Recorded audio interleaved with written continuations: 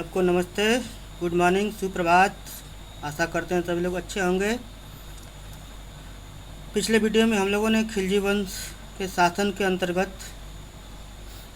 जलालुद्दीन फिरोज खिलजी, अलाउद्दीन खिलजी, कुतुबुद्दीन मुबारक खिलजी और उसके बाद खिलजी वंश का जो अंतिम शासक था नासिरुद्दीन खुसरो शाह खिलजी, जो 1320 ईस्वी में भारत का शासक बना और उसे प्रथम भारतीय शासक होने का गौरव प्राप्त है और शासक बना। लेकिन उसके व्यवहार थे, जो खिलजी सरदार थे वो अप्रसन्न थे और उन सरदारों में दीपालपुर का सूबेदार, दीपालपुर जो उस समय पंजाब प्रांत का अंग था, तो वहाँ का जो खिलजी सरदार था गयासुद्दीन तुगलक, जिसका असली नाम था गाजी मलिक, उसने 1320 ईस्वी में नासिरुद्दीन खुसरो पर आक्रमण करके उसकी हत्या कर दिया। और हत्या करने के बाद उसने खिलजी वंश के जो वारिस थे, राज्य के उत्तराधिकारी थे, उन उत्तराधिकारियों की खोज की और उत्तराधिकारियों के न मिलने पर स्वयं 1320 ईस्वी में गयासुद्दीन तुगलक के नाम से दिल्ली की सल्तनत पर काबिज हुआ, दिल्ली की सत्ता पर काबिज हुआ और उसने दिल्ली की सत्ता पर एक नए वंश की स्थापना की, जिसे हम लोग तुगलक वंश के नाम से जानते हैं। और तुगलक वंश का जो शासनकाल है वह 1320 ईस्वी से 1414 ईस्वी तक शासनकाल रहा। और उस शासन के अंतर्गत तुगलक वंश के जो शासक हैं उसको हम लोग क्रम से देखेंगे। सबसे पहले गयासुद्दीन तुगलक, जो 1320 से 1325 ईस्वी तक दिल्ली का सुल्तान बना रहा। उसके बाद उसका पुत्र जो है मोहम्मद बिन तुगलक 1325 से 1351 ईस्वी तक शासक रहा। उसके बाद फिरोज तुगलक 1351 से फिरोज तुगलक जो है 1351 ईस्वी से 1388 ईस्वी तक दिल्ली का शासक बना रहा। उसके बाद गयासुद्दीन तुगलक द्वितीय जो है 1388 ईस्वी से 1389 ईस्वी तक शासक बना रहा। उसके बाद अबू बक्र 1389 ईस्वी से 1390 ईस्वी तक शासक बना रहा। उसके बाद मोहम्मद 1390 से 1394 ईस्वी तक शासक बना रहा। उसके बाद हुमायूं जो है 1394 ईस्वी से 1395 ईस्वी तक दिल्ली का शासक बना रहा।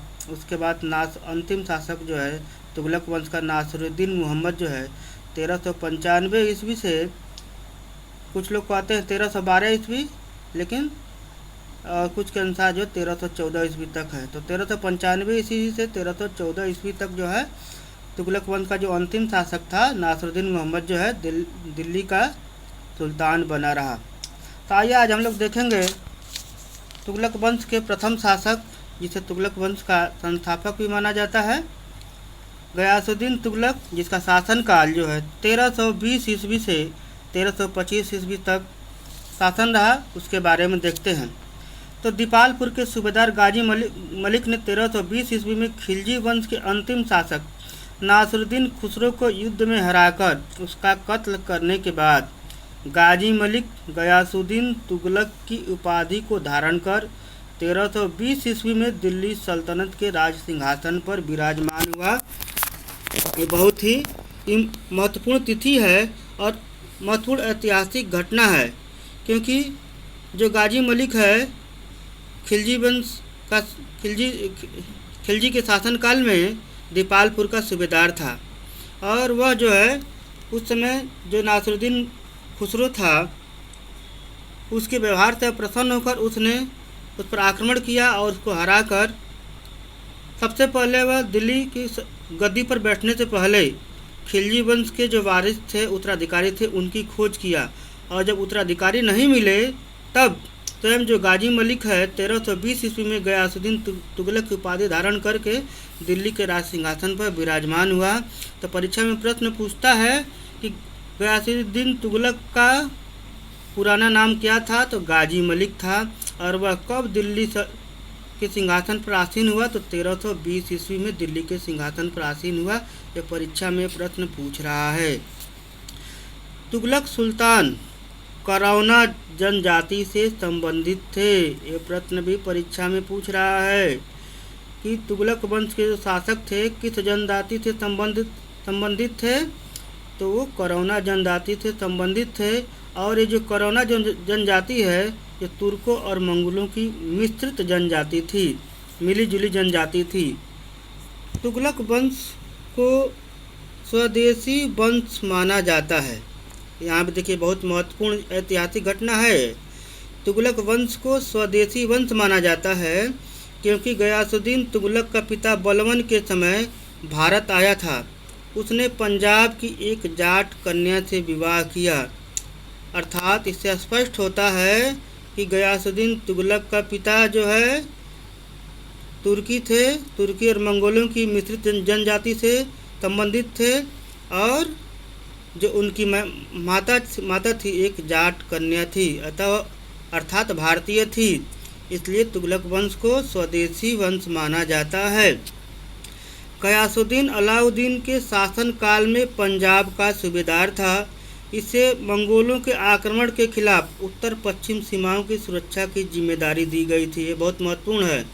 इसने मंगोलों को 29 बार पराजित किया था। अभी प्रश्न बार बार परीक्षा में आ रहा है कि गयासुद्दीन तुगलक ने मंगोलों को कितनी बार पराजित किया था? तो 29 बार पराजित किया था। कुतुबुद्दीन मुबारक खिलजी के शासन काल में भी गयासुद्दीन उपरोक्त जिम्मेदारी का निर्वहन करता रहा, अर्थात मंगोलों से देश की सीमाओं की रक्षा करता रहा। नासिरुद्दीन खुसरो ने गयासुद्दीन का सूबेदार पद अस्थायी कर दिया, लेकिन गयासुद्दीन ने जातीय और धार्मिक कट्टरता के कारण 1320 ईस्वी में खुसरो पर आक्रमण करके पराजित करने के बाद उसकी हत्या कर दिया। खुसरो की हत्या करने के बाद गयासुद्दीन तुगलक ने सर्वप्रथम दिल्ली के सिंहासन हेतु खिलजी वंश की खोज की, परंतु कोई सफलता न मिलने पर वह स्वयं, दिनांक याद रखेंगे बहुत मूल ऐतिहासिक घटना है, 8 सितंबर सन 1720 ईस्वी को गयासुद्दीन तुगलक शाह गाजी के नाम से सिंहासन पर बैठकर सत्ता संभाला। कब संभाला? 8 सितंबर सन 1320 ईस्वी को गयासुद्दीन तुगलक शाह गाजी के नाम से सिंहासन पर बैठकर सत्ता संभाला। गयासुद्दीन का अंतिम सैनिक अभियान बंगाल विद्रोह का दमन करना था। अभी परीक्षा में पूछ रहा है कि गयासुद्दीन तुगलक का अंतिम सैनिक अभियान कहाँ था? तो अंतिम सैनिक अभियान बंगाल विद्रोह का दमन करना था। बंगाल के अभियान से वापस लौटते समय दिल्ली से 5-6 मील दूर स्थित अफगान में पुत्र जूना खां द्वारा निर्मित काष्ठ महल के गिर जाने से सन 1325 ईस्वी में सुल्तान गयासुद्दीन तुगलक की मृत्यु हो गई। गयासुद्दीन तुगलक ने साम्राज्य की सीमा के विस्तार के साथ साथ चुस्त प्रशासन के लिए भी जाना जाता है। ये उसकी बहुत बड़ी विशेषता थी गयासुद्दीन तुगलक की। गयासुद्दीन तुगलक भली भांति जानते थे कि कर वृद्धि से किसानों तक जनता में असंतोष से विद्रोह को बढ़ावा मिलता है, इसलिए उसने किसी भी प्रकार के कर में वृद्धि नहीं किया।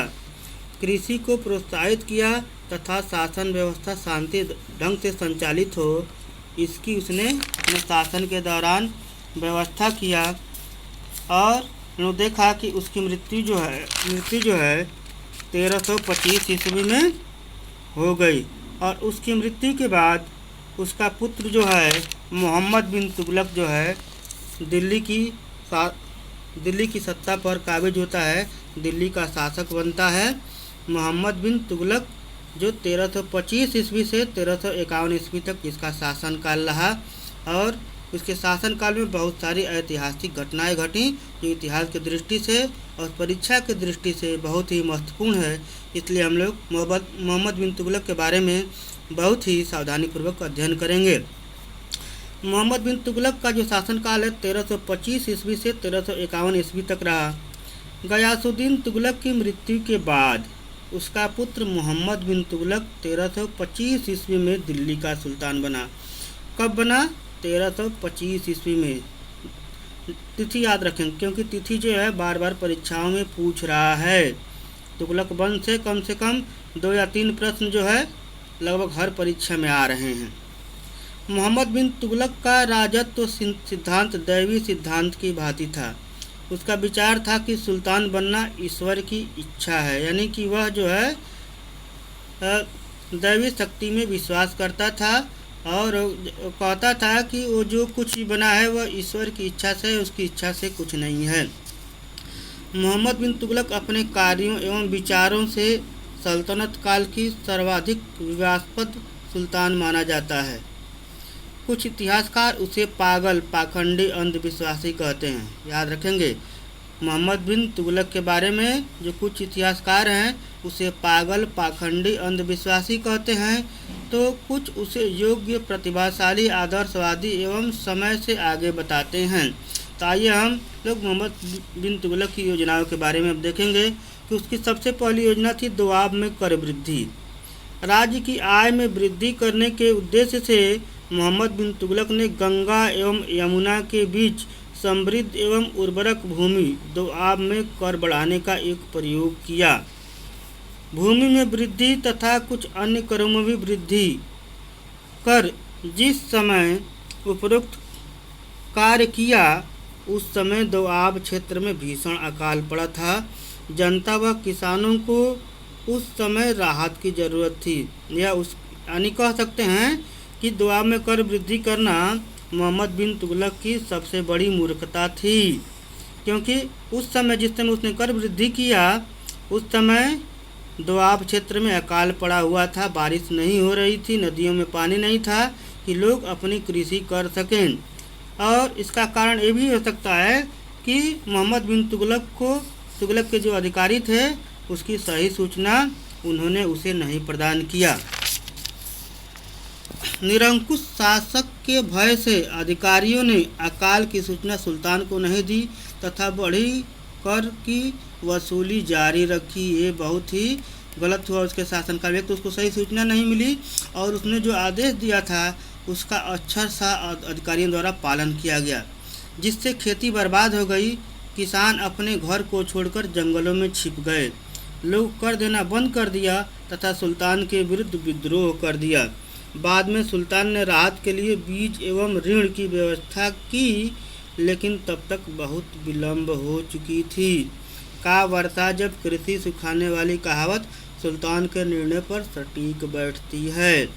अतः सुल्तान की कर बढ़ाने की योजना भी असफल हो गई। उसकी दूसरी सबसे बड़ी योजना थी राजधानी परिवर्तन। आइए इसके बारे में देखेंगे हम लोग। राजधानी परिवर्तन वस्तुतः एक द्वितीय राजधानी की योजना थी। मोहम्मद तुगलक के शासनकाल तक दिल्ली सल्तनत का राज्य एक बड़े साम्राज्य के रूप में परिवर्तित हो गया था।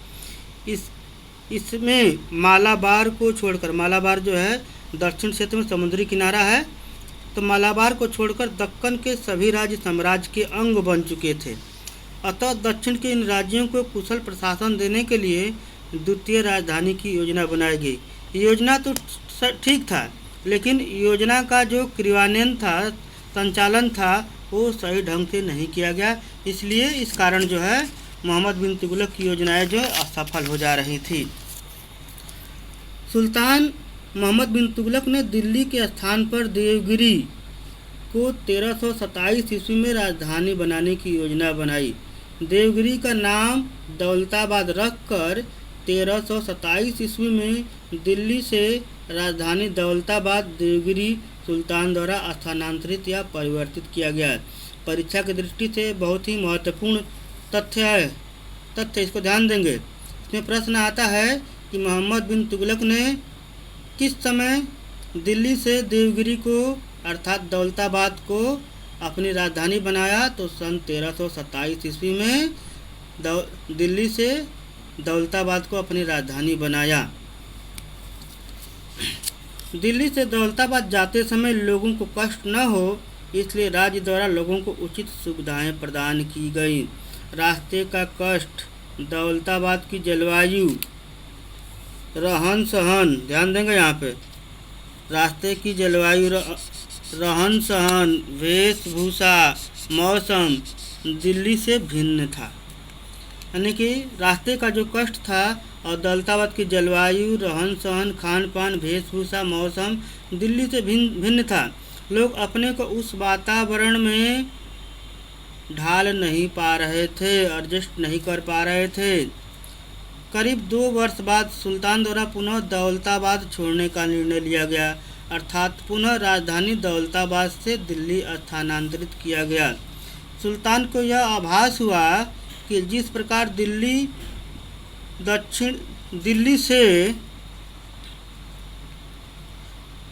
से दक्षिण पर नियंत्रण कठिन है, ठीक इसी प्रकार दक्षिण से दिल्ली पर नियंत्रण करना कठिन है। इसके लिए सुल्तान की राजधानी परिवर्तन की योजना भी असफल हो गई। इस प्रकार देखते हैं कि जिस प्रकार उसका दबाव में कर वृद्धि की योजना बिना उचित तैयारी के असफल हो गई, उसी प्रकार बिना किसी तैयारी के राजधानी परिवर्तन की योजना भी असफल हो गई। इस प्रकार अंग्रेज़ों ने भी इसी प्रकार हम लोग देखते हैं कि जब आधुनिक काल में जब हमारा भारत देश अंग्रेज़ों के गुलाम था, तो अंग्रेज़ों ने भी दिल्ली के साथ शिमला को अपनी द्वितीय राजधानी के रूप में विकसित किया था। होली के बाद दिल्ली में भीषण गर्मी से बचने के लिए वे शिमला चले जाते थे और वहीं से प्रशासन की देखरेख करते थे। यानी कि अंग्रेज़ों ने जो राजधानी परिवर्तन किया, एक योजना के तहत अपना राजधानी परिवर्तन किया, इसलिए वो अपने राजधानी परिवर्तन में सफल रहे। लेकिन मोहम्मद बिन तुगलक जो है बिना सोचे समझे, बिना योजना के अपनी नीतियों को लागू कर रहा था, इसलिए वह हर योजना उसकी असफल हो जा रही थी। जबकि हम लोगों ने आधुनिक काल में देखा कि अंग्रेज़ों ने भी अपनी 2 राजधानी की योजना चलाई थी। ग्रीष्मकाल में दिल्ली, यानी ठंडे के समय में दिल्ली, और ग्रीष्मकाल में शिमला को अपनी द्वितीय राजधानी के रूप में परिवर्तित किया था। क्यों किया था? ठंडे से, भीषण गर्मी से बचने के लिए। अब जो है मोहम्मद बिन तुगलक की तीसरी योजना थी सांकेतिक मुद्रा का प्रचलन। मोहम्मद बिन तुगलक ने सन 1329 में, तिथि याद रखेंगे, सांकेतिक मुद्रा का प्रचलन कब किया था? सन 1329 में सांकेतिक मुद्रा के प्रचलन की योजना बनाई।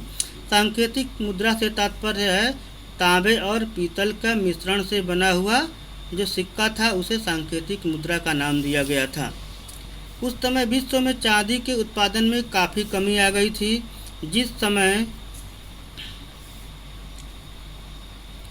समय चांदी के सिक्कों का प्रचलन था, ये बहुत ही महत्वपूर्ण ऐतिहासिक घटना थी कि उस समय विश्व में चांदी के उत्पादन में काफ़ी कमी आ गई थी, जिस समय चांदी के सिक्कों का प्रचलन था। सुल्तान ने चांदी के सिक्कों के स्थान पर मिश्रित धातु के सिक्कों को चलाने का आदेश दिया। परीक्षा में ये भी प्रश्न आता है कि किस सुल्तान ने मिश्रित धातु के सिक्कों को चलाने का आदेश दिया? तो मोहम्मद बिन तुगलक ने सन 1329-30 में जो है मिश्रित धातु के सिक्कों को चांदी के सिक्कों के स्थान पर चलाने का आदेश दिया, जिनका मूल्य चांदी के सिक्कों के बराबर था। ये चीज़ ध्यान रखेंगे। और उन मिश्रित धातु के सिक्कों का भी मूल्य जो है चांदी के सिक्कों के मूल्य के बराबर था। सांकेतिक सिक्कों के प्रचलन में आते ही लोगों ने जाली सिक्के बनाना प्रारंभ कर दिया। थोड़े ही दिनों में बाजार में जाली सिक्कों की भरमार या अधिकता हो गई। विदेशी व्यापारियों ने सिक्कों को लेना बंद कर दिया, अतः भारत की चांदी बहुत अधिक मात्रा में भारत से बाहर जाने लगी। सुल्तान ने सांकेतिक सिक्के बंद कर दिए। इन सिक्कों के बदले में राजकोष से चांदी के सिक्के दिए गए। उपरोक्त से स्पष्ट होता है कि सांकेतिक मुद्रा तांबे व पीतल के मिश्रित सिक्के पर यदि कोई राजचिन्ह अंकित होता और सरकारी टकसाल पर उचित नियंत्रण होता, तो शायद यह मुद्रा वाली योजना जो है सफल होती, असफल नहीं होती और राजकोष पर भार भी नहीं पड़ता। इस प्रकार हम लोग देखते हैं कि सुल्तान अपने शासन के अंतिम काल में राज्य की आंतरिक अशांति से परेशान रहा। उत्तर एवं दक्षिण दोनों भागों में सुल्तान के विरुद्ध विद्रोह प्रारंभ हो गए। लोग देखते हैं कि दक्षिण और उत्तर भाग में क्योंकि साम्राज्य बहुत बड़ा हो गया था, तो उत्तर एवं दक्षिण भाग में सुल्तान के विरुद्ध जो है विद्रोह प्रारंभ हो गए।